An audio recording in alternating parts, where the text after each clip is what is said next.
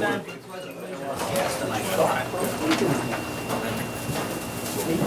I pledge allegiance to the flag of the United States of America and to the republic for which it stands, one nation, under God, indivisible, with liberty and justice for all.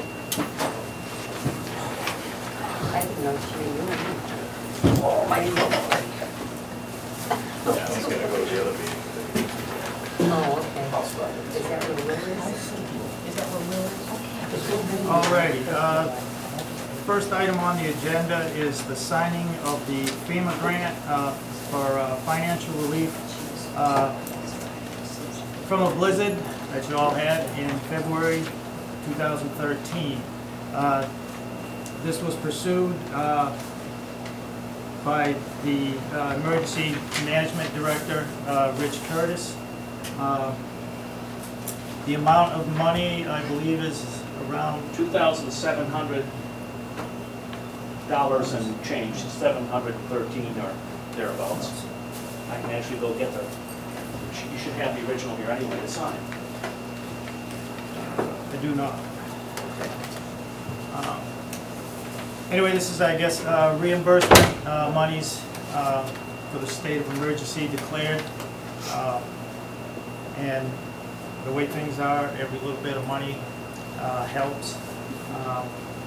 One of the reasons we had an off-scheduled meeting was to get that signed. We're going to get that money while it's sitting there, along with a couple of other things to take care of tonight. And as soon as Jeff comes in, we'll have the correct amount in the form. I believe it just requires signature, which would be a vote by the board.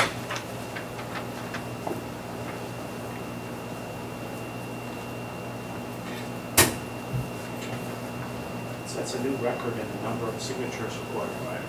8 signatures on 8 different forms. Can I make a motion that the chair sign? Oh, for your relief, there's only there's only one line. I'm sorry. Yeah, it would be for the chair. So I would entertain a motion to accept this grant with the chair to sign. Second. Motion made by Selectman Morrison, seconded by Selectman Farrell. Any further discussion on this motion? Hearing none. Julie? Yes. Doug? Yes. Ken? Yes. And yes. And the chair will sign, execute this at the end of this meeting.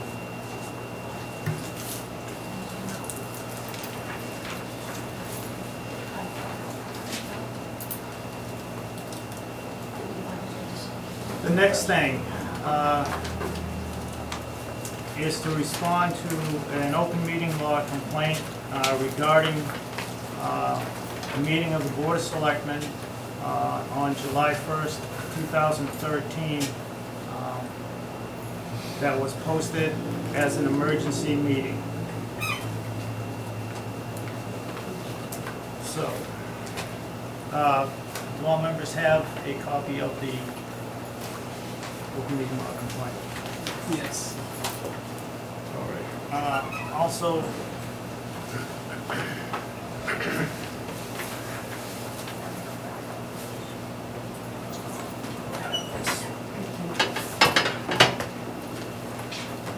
in case anything is referenced, I made copies of the most current August 1st, 2013 open meeting law guide.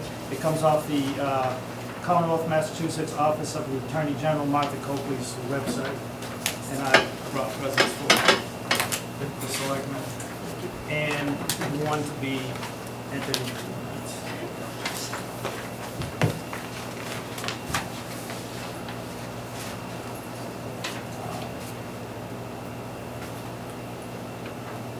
If everyone has read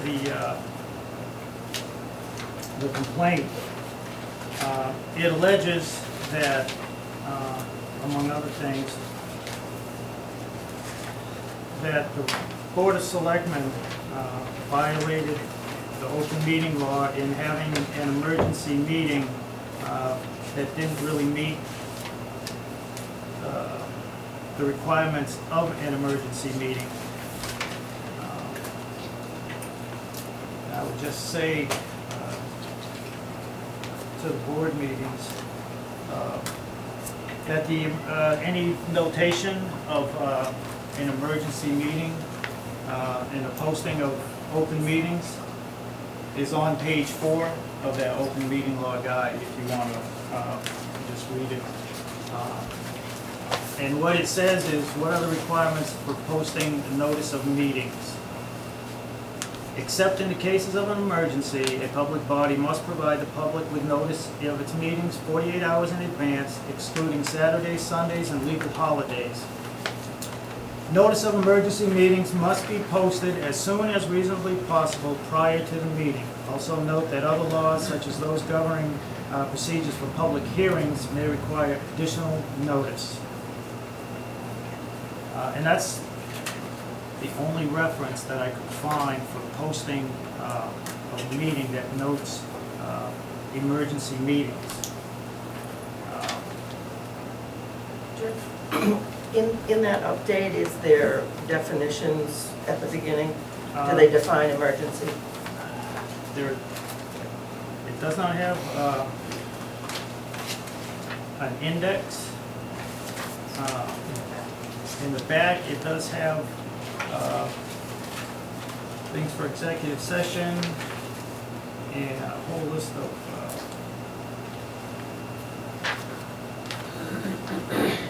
the open meeting law, Mass General Law, Chapter 30A, subsections 18 through 25.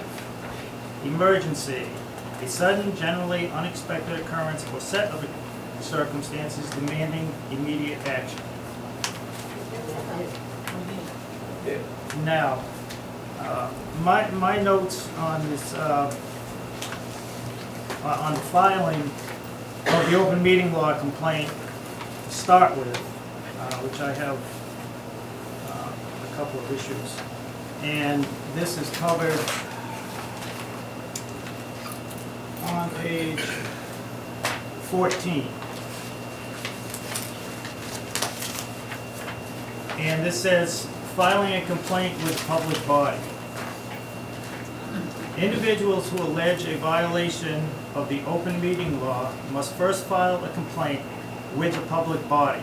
With the public body is in bold. Alleged to have violated the open meeting law, which would mean if you wish to file an open meeting law complaint against the Board of Selectmen, you bring it to the Board of Selectmen for them to look at and discuss.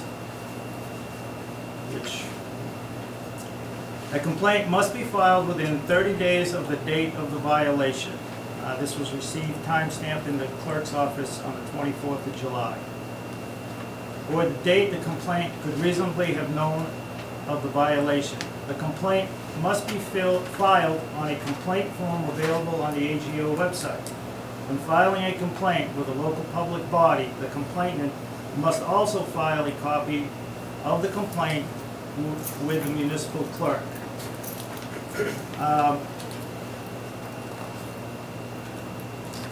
My understanding, this was filed with the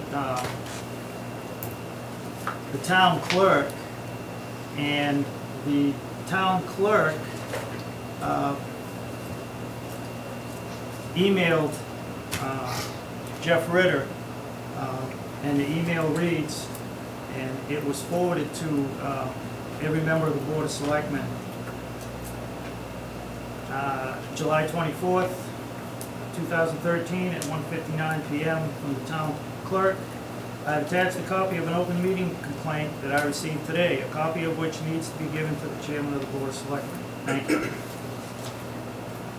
Now, when you file a complaint, there is a 30-day period to file that complaint. There is also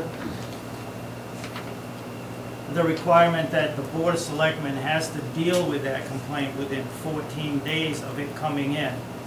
And this is an issue that has been raised one time before. Because I believe it didn't get looked at within a 14-day period.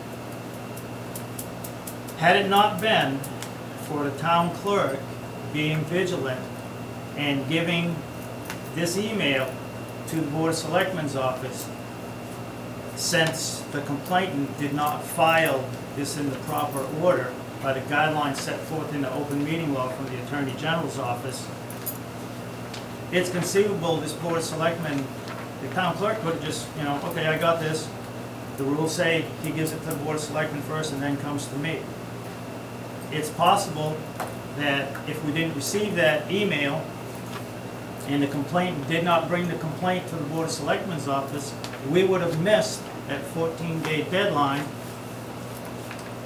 meaning another complaint could be filed because we did not deal with it in the time described by the Attorney General. So that's a good job being vigilant by the town clerk. As I read this on the front, are you filing the complaint in your capacity as an individual, representative of an organization, or media? It is checked individual. On page 2, down in the box where it says, what action do you want the public body to take in response to your complaint? In the first line, second sentence, it starts off I, then it has we in parentheses. Is this filed? It says as an individual, so I don't know where the we would be. And that may technically not have anything to do with the complaint itself, other than the intent to be filed by an individual and then reference we. Was this a discussion of a group and he's the spokesman, or is it an actual, an individual complaint, and I don't know if he's putting we in there to say, well, the townspeople in general. I don't know. All I know is it has openings for individual, an organization, or the media. He checked individual.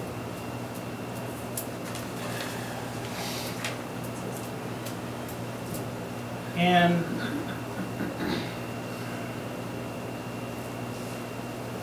it also references in the box description of alleged violation.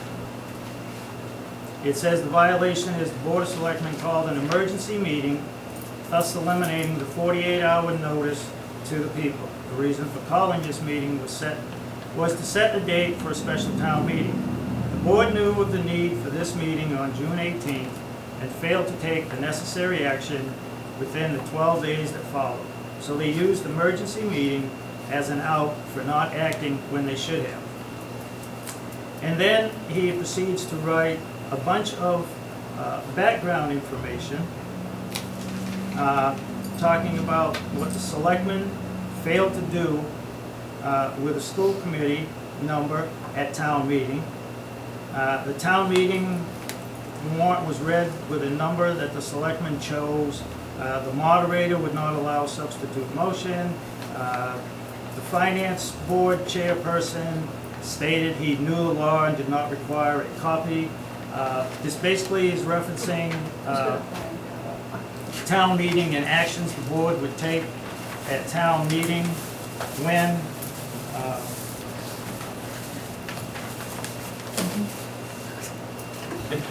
back on page 4, in the middle of the page, this is from the Attorney General. We have received several inquiries about the exception for town meetings and whether it applies to deliberation by town meeting members outside of a session of town meeting, to meetings of committees created by town meeting that occur outside a session of town meeting, or to deliberation by members of a public body, such as a Board of Selectmen during town meeting. The Attorney General interprets this exemption to mean that the open meeting law does not reach any aspect of town meeting. Therefore, the Attorney General will not investigate complaints alleging violations in these situations. It also notes that this is a matter of interpretation, and future Attorney Generals may choose to apply the law in such situations. Right now, the sitting Attorney General will not investigate or entertain any complaints involving town meeting. Now again, this is a bunch of background information which has nothing to do really with an open meeting law violation. Now down, what action do you want the public body to take? It says the Board of Selectmen had ample time after receiving the recertification. We do not feel that their emergency meeting falls under the guidelines set out by the open meeting law. Also, as a result of holding this meeting outside the guidelines of a normal posted meeting, many interested citizens, nor the school committee, was aware of this important meeting. Therefore, it is felt that any business carried out at this meeting and any votes taken be considered null and void. And he attaches the agenda for the emergency meeting held on Monday, July 1. He has the letter from Narragansett School District dated June 13th about the certification of the budget. It's time-stamped June 18th, 2013. He has a letter from the treasurer, Jill Berry, Narragansett Regional School District, and he has a copy of the votes. A lot of that has to do with other meetings outside of the Board of Selectmen meeting. And I will offer up one more observation, and then other board members, those present at the meeting. I was not present at this meeting. I was on vacation somewhere. My understanding is there was a town meeting vote of a number for the school budget, that the town's contribution.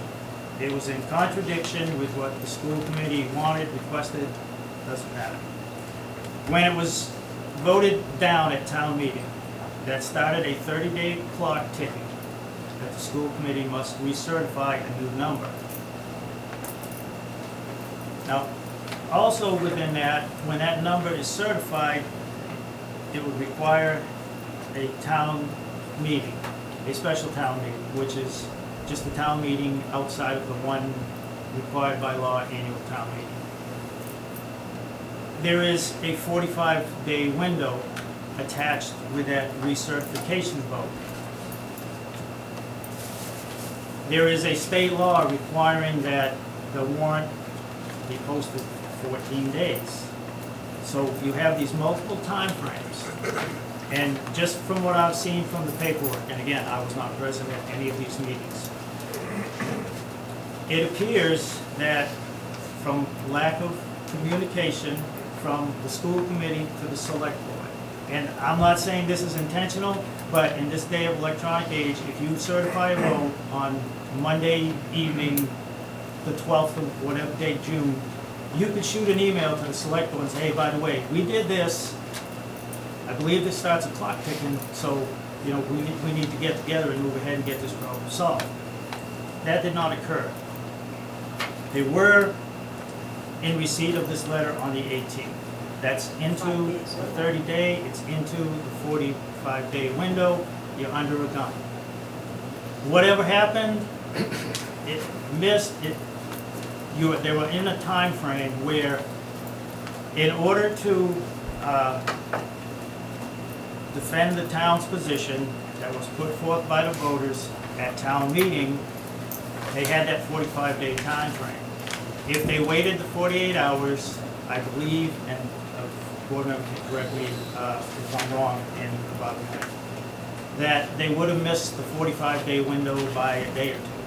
So, and they had state law that they had to obey for 14 days. They had this meeting, they violated the town bylaw, and voted to open and close it so they could meet the 14-day posting requirement by Massachusetts general law. Not violate, I ain't figured out how to shut my smartphone off yet. To meet the 14-day requirement and to meet the 45-day requirement. The board posted it and did an emergency meeting. It's all they could do to meet these requirements to try and protect the town, which is the job of the Board of Selectmen. That's what they're here for. I do not believe There was an intent of the board members that were present, that voted to post this meeting, open and close it, violate the town bylaw. They were trying to look out for the interest of the taxpayers, the town, the people who elect them to do this job. They were trying to meet state law. They were not trying to intentionally, and this is my opinion, and this is the one that I would vote to put forth to the Attorney General in response to this complaint. They were not trying to intentionally violate an open meeting law. They did what they had to do to protect the town and to try and obey the taxpayers' wishes, which was represented at town meeting back in May 2013. That's my observations from the paperwork that I have read, from reading over this complaint, and in conjunction while looking at the open meeting law guide, as far as the reference of the open meeting law complaint and how it was put forth. Procedurally it was not done correct. You maybe can't fault the individual. However, as I stated, if the town clerk had not been vigilant and given us a heads up, potentially could have missed the 14-day deadline and been under another complaint. And once they add up, the AG might be less forgiving than if you meet everything and just say, hey, this is what we did. The selectmen that were here, this is what we did to follow Massachusetts general law and keep the town out of getting legal trouble with the state. That's my observations, that's my position and my opinions, and now I will open up any other members of the board who have comments that you all will hear and others not. Second? No, it doesn't matter. Go ahead. Oh, I was just gonna say, All right, go sorry. ahead. And in retrospect, I think that most of us were, at least I was, more concerned with the bylaw issue and whether trying to get this meeting as soon as possible so that we could have the warrant posted for as long as possible and to give the townspeople as much notice possible about the special town meeting, as that's where the actual decision making was going to occur.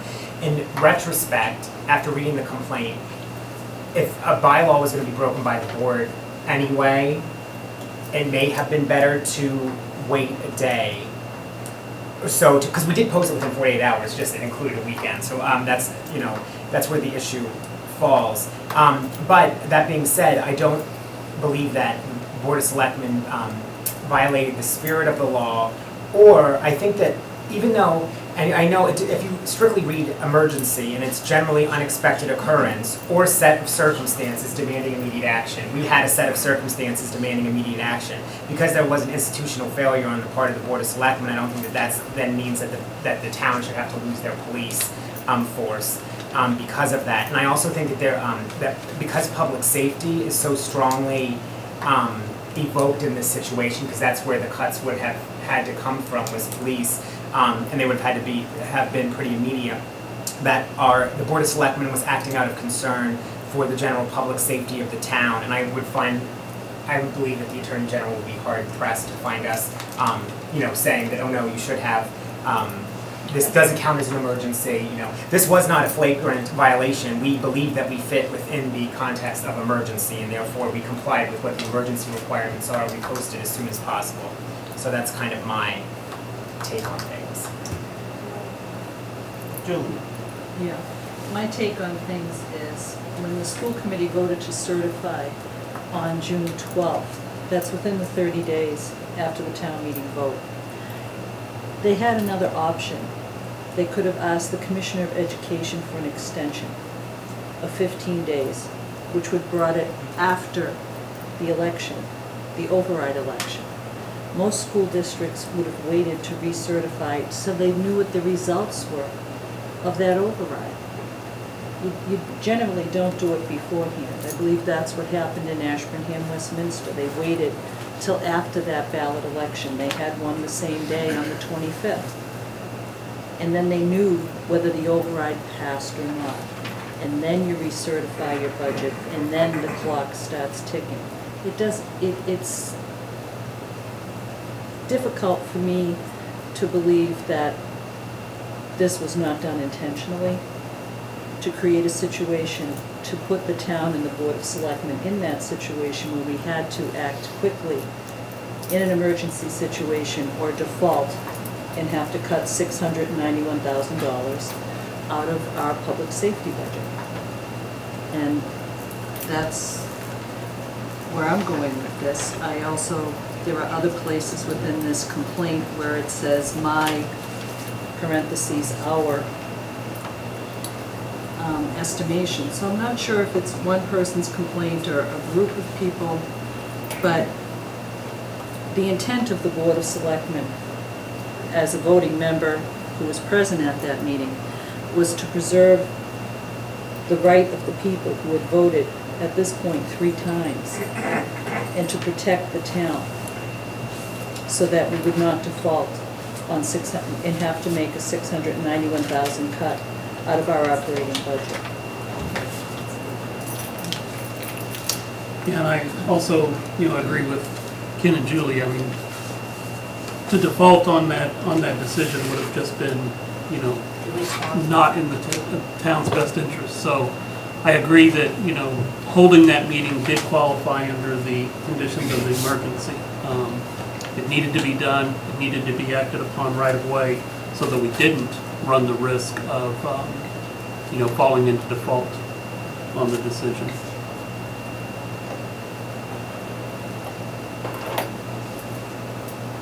And I would like to point out that up until the day of that meeting on July 1st, we were still going back and forth trying to figure out when the clock started ticking on the 45 days.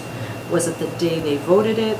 Was it the day we were served? Now we know it's the day they voted it. So that had a big impact on the 45 days in meeting the requirements of Mass General Law to post for the 14 days.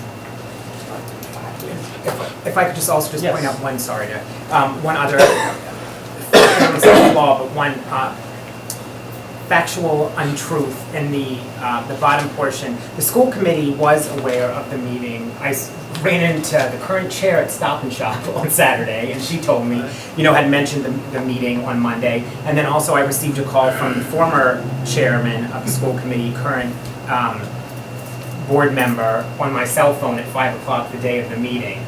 So the school committee was, both the current chair and the former chair, who is now still on the board, the school committee was aware that we were having that meeting because John Columbus was here for it. So clearly they were aware that we were having that meeting.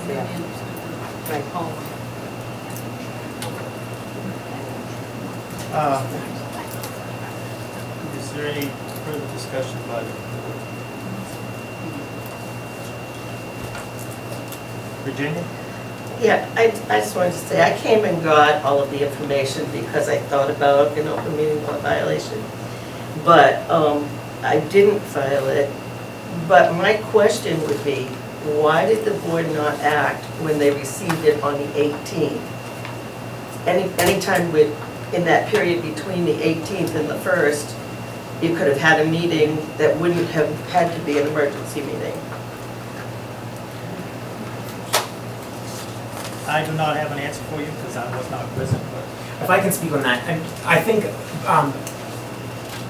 we, at least from my point of view, I didn't request that a meeting be held earlier because given the sensitivity of the issue, I thought that to hold an immediate major meeting, as soon as possible to do something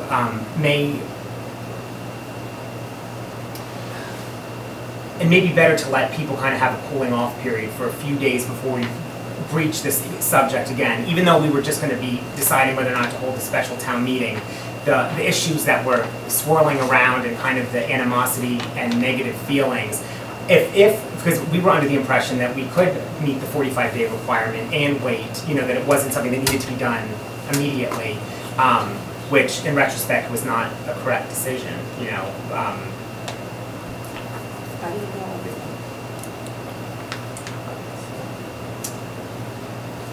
yes. Yeah, as a citizen, I found out about the meeting and attended the meeting. I think the board did, pretty much what they had to do as a board. I was there, I seen what went on. And, I think at this point, it's just up to the board to tell them that you don't want to take any action. And Mr. Ali, if he wants to still do a disservice to the town, can continue with the Attorney General. But I think it should be over because, at this point, he's made his point that there was a technical issue, okay? but, you know, to continue it would be a disservice to the town, and I think you ought to let them know that. Any other? At this time, I would entertain a motion for the board to compose a letter with the chair to sign to respond to Mr. Mattson and to the Attorney General, the position of the board, which seems to be the spirit of the law, the intent of the board was not to violate the open meeting law, but to try and look out for the town and to ensure that we follow state law. And the correction, from my view, would be, at the minimum, better communication and better working together with the school committee and all boards and committees to that effect. And that's maybe something the board may want you to address at another meeting. Just, you know, send out a memo or email, whatever, or face-to-face, that we need to communicate and talk to each other. Because this involves the town, it involves the taxpayers, and we all should be working for them and not fighting each other, because we are here to represent them. And that would be my thought, the points that were raised by the selectmen here tonight, in that letter, to respond to both Mr. Mattson and the AG of the reasons why the meeting was held in an emergency status, and our idea of a fix, which, for lack of a better word, right this second, is to promote better communication of all boards and commissions, particularly the school committee and the board of selectmen, so we don't, these time frames aren't missed, fall through cracks, whatever the reason is, when there's a, you know, misunderstanding time frames and things. So that would be my thought on a motion. Jeff, before I make the motion, why didn't you put it in? Who's the we? We. It's, I pointed that out as a technical thing. It's, I don't want to have an argument or fight, point fingers at we are this, because that's not going to solve the problem. I'd just like to address the complaint first of all and foremost, and get the response from the town, the board of selectmen, to the complainant and the attorney general, and wait to hear back from the attorney general. And other than that, there's not much else we can do. Pointing finger here, there, or anything is not going to solve this problem, or come to this solution, and get this rectified and over with and done with, and move to the next fun item. I would make that motion that you were looking for with the added caveat, if we could, but I would still emphasize that in the definition of emergency, we had a set of circumstances that demanded immediate action. Yes. And so I wouldn't kind of give up on that. I mean, I think that we still complied with, but I would move that a letter be drafted to that effect, as stated. And we're Right. okay, motion made by Selectman Robinson, seconded by Selectman Morrison. Any further discussion on the motion? Seeing none. Julie? Yes. Doug? Yes. Ken? Yes. And yes.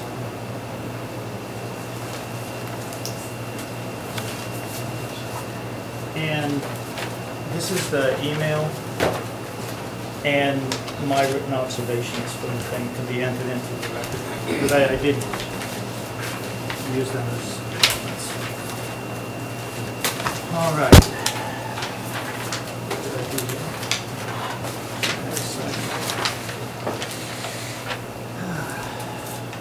The next on the agenda item, discuss the lease extension for the officers, town offices here at 690 Patriots Road.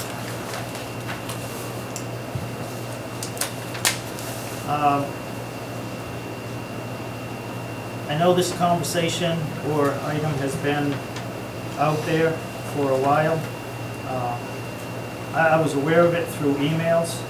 I was not physically present. This comes from the owner and landlord, Michael DePiero.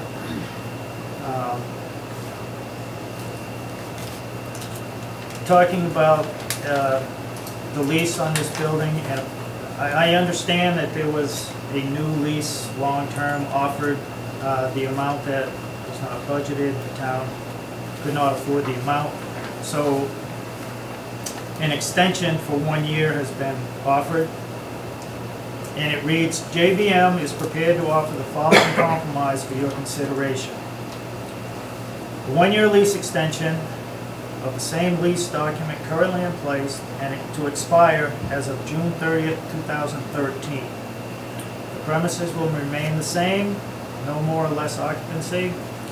Terms of the lease extension will end 30 June 2014. There will be no lease extensions of the current document beyond that date.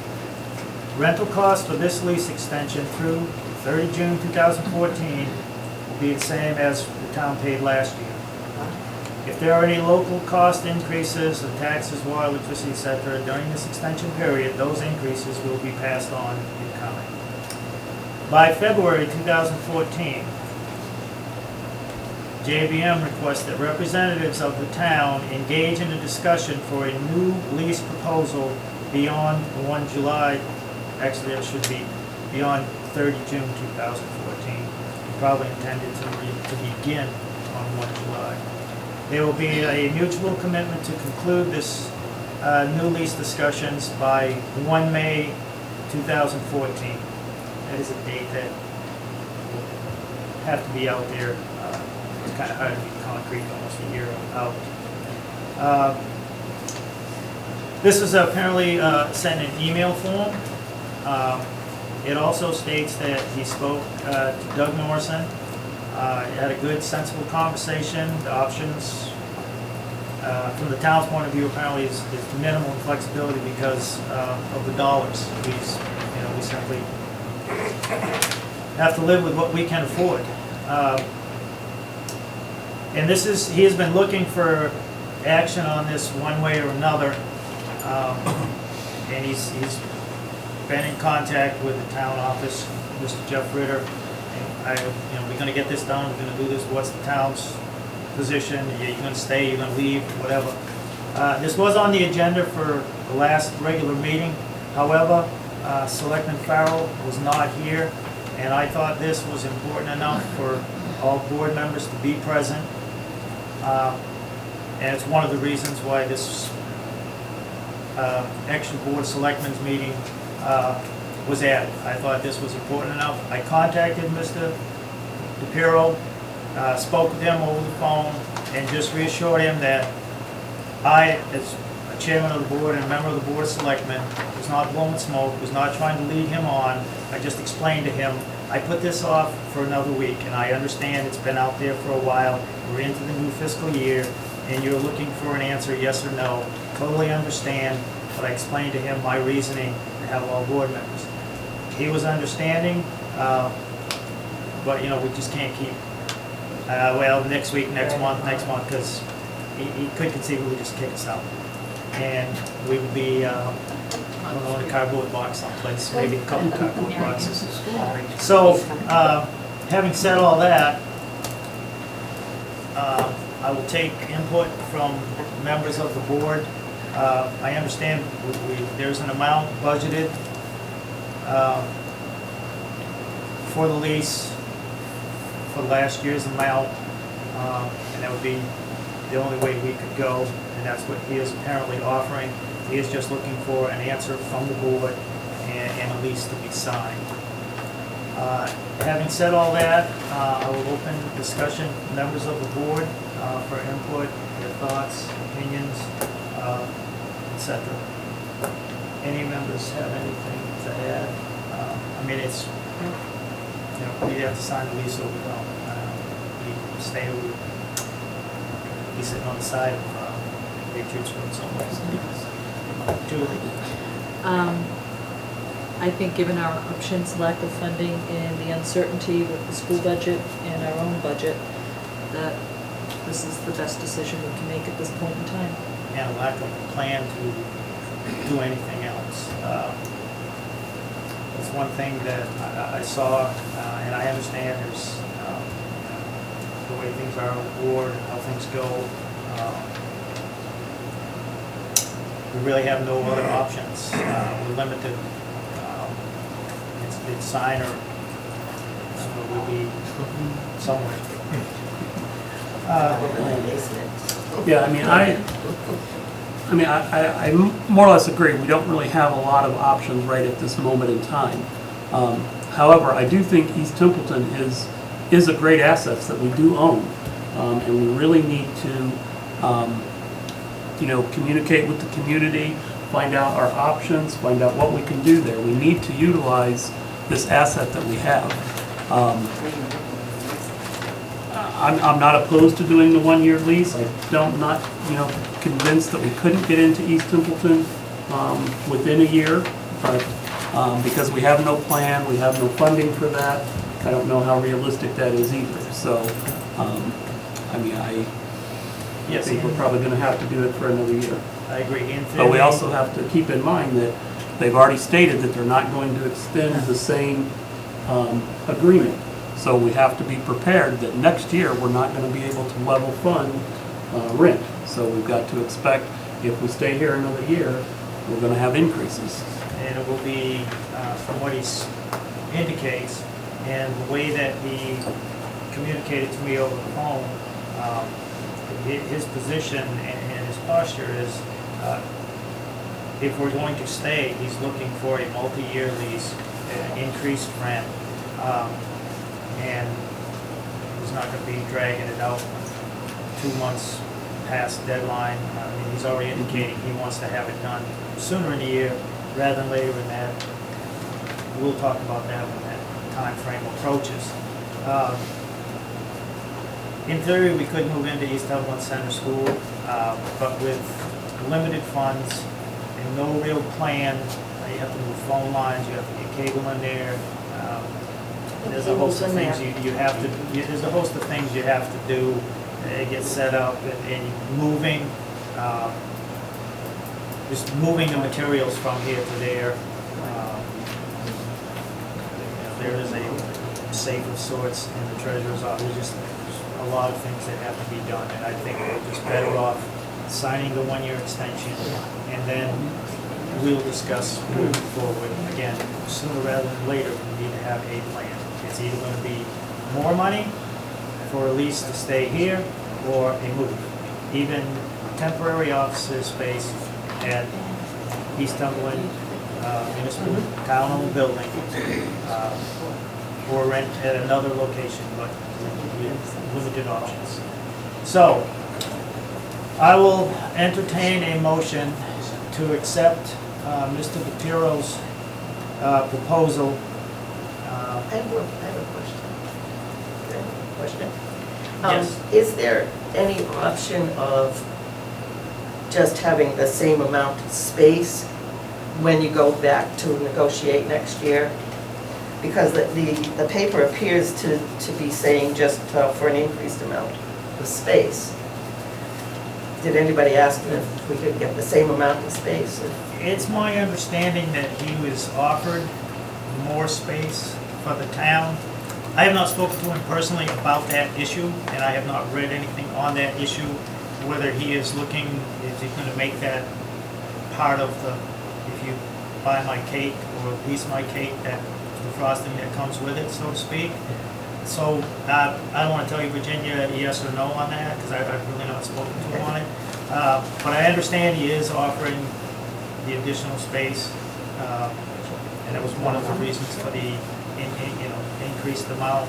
Is he wants to lease this extra space back there and get out of town and here justify the increase. Again, personally, I cannot speak say yes or no to you on that option because I have not spoken to him.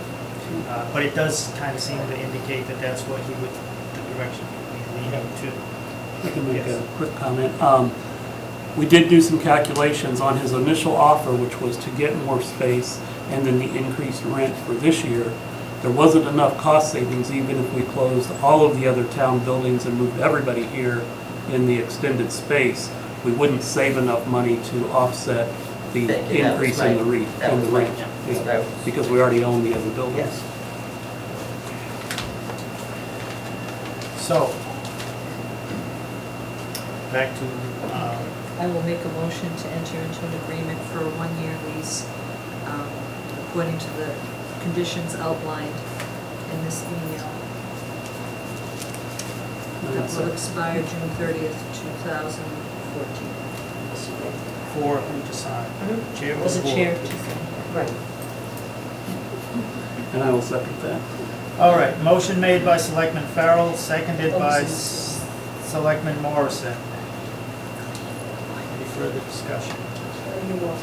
Hearing none. Julie? Yes? Doug? Yes. Ken? Yes. And yes, the motion carries. All right.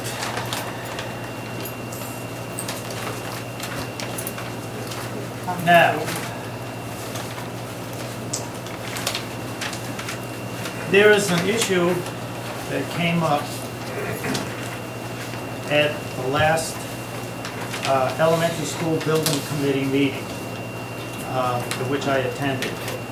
And it's part of the reason this ended up on the agenda, which is a contract for project management services with Strategic Building Services, of whom which is contracted for the feasibility study, and Mr. Carl Weber of SBS, who most of you know, he spent a good amount of time in Templeton looking for land, which was quite an expensive proposition for which none was found, for a couple of reasons: price and land availability, size, everything. Right at that point, all day long. Anyway, while I was at the meeting of the elementary school building committee, this contract came up. And it's for the next phase of schematic design. And I broached the question, is this a district or a town project? And is it the Board of Selectmen's decision to not only vote this contract, but to sign it? And typed in right now, and I don't know if this was an assumption on someone's part, it's signed by the owner. And it has between the Narragansett Regional School District and Strategic Building Services. So I really raised my hand and asked, how did that come about? Is my understanding from the beginning when the feasibility study came about was it was a town project because Phillipston did not request to be part of it. So I alluded to the fact that we were having this scheduled meeting that was going to be just for signing the lease. And I'd like to bring this before the board before there's any action by the elementary school building committee on this, because I thought, as a member of the board, that this needed to be looked at and the question needed to be asked and answered. Is this project a district project funded by the district? Is it a town project funded by the town? And looking back at the town meeting vote and the discussions that I recall being at, it's a town project. And if it's going to be a town project, then it falls under the realm of the Board of Selectmen to vote on a contract, to sign a contract, and the dollar amount. And I informed the elementary school building committee that there will be 2 select board meetings prior to their next meeting. So hopefully, at one of these meetings, we could get either the question asked, maybe not answered tonight, and then get a vote on how to proceed or the discussion started. I believe the prior contract, or the original contracts signed for the feasibility study, it started out as town vote, a town project, but if I'm, correct me if I'm wrong, it says Narragansett Regional School District and the town. Yes. It's This one, the slash between the two. and this one has the Narragansett Regional School District. So, digging out the town meeting vote, 2009, it's on page 156, and I believe all members have a copy. Article 33, to see if the town will vote to appropriate, borrow, or transfer from available funds a sum of money to be expended under the direction of the school building committee for the purposes of funding a feasibility study for the purpose of replacing, building an addition onto renovating Templeton Center School located 17 South Road, Templeton, Mass, and presently leased to the Narragansett Regional School District. Hereof, the district, for which feasibility study the district may be eligible for a grant from the Massachusetts School Building Authority. The MSBA grants program is not entitlement as determined by the MSBA, and any cost the town, on behalf of the district, incurs in connection with the feasibility study in excess of any grant approved by and received from the MSBA shall be the sole responsibility of the town, or take any other action relative thereto. Motion was made and seconded, moved to question. It passed. On a motion duly made and seconded, the town voted to appropriate the sum of $550,000 for the purpose of funding a feasibility study for the purpose of replacing, building an addition onto, or renovating the Templeton Center School located at 17 South Road, Templeton, Mass. Said sum to be expended under the direction of the school building committee, and to meet said appropriation, the treasurer, with the approval of the selectmen, is authorized to borrow said sum under Mass General Law, Chapter 44.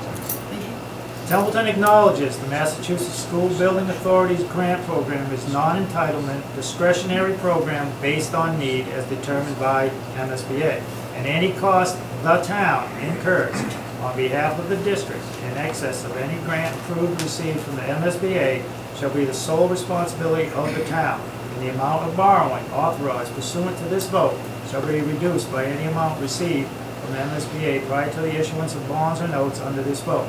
In addition, no sums shall be borrowed or expended hereunder unless and until the town shall have voted to exclude the amounts required to be raised to repay any borrowing hereunder from the limitations of Chapter 59, Section 21C of General Laws in Massachusetts, Prop 2.5. That was voted, passed May 12th. Of what year? So that seems to indicate 9? that this was an amount of money, and this new contract for design is going to come out of that $550,000.